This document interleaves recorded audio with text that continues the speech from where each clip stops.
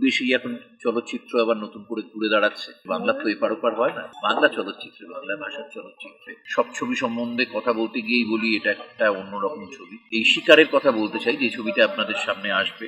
সেখানে বলতে পারি যে অন্যরকম কথাটা খুব ক্লিশে, আমরা সবাই সব ছবি সম্বন্ধে কথা বলতে গিয়েই বলি এটা একটা অন্যরকম ছবি, কিন্তু সত্যি গল্পটা যেরকম ভাবে বোনা হয়েছে, তাতে বর্ডারের একটা ভূমিকা সেখানটায় যেরকম রয়েছে, বর্ডারের দুর্নীতির ভূমিকা রয়েছে, দুজন মানুষ তারা দুই পার থেকে দুজনে একসাথে হয়ে সেই দুর্নীতির বিরুদ্ধে যুদ্ধ করছে, এটা আমার কাছে মনে হয়েছে একটা দারুণ ইন্টারেস্টিং ব্যাপার।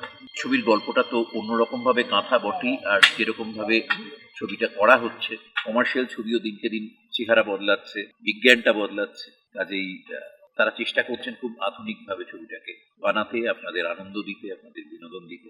এবার দেখা যাক বাকিটা। এর আগেও তো এরকম দুদেশে ছবি রিলিজ করেছে, সেটার খুবই একটা আশাব্যঞ্জক চেহারা আমরা দীর্ঘদিন ধরে দেখেছি।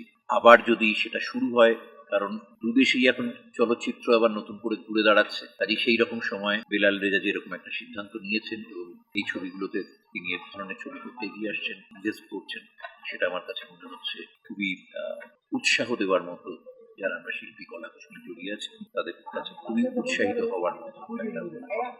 কাজেই আমরা শুভেচ্ছা এবং অভিনন্দন জানাবো একজন নতুন প্রডিউসারকে, ধন্যবাদও জানাবো।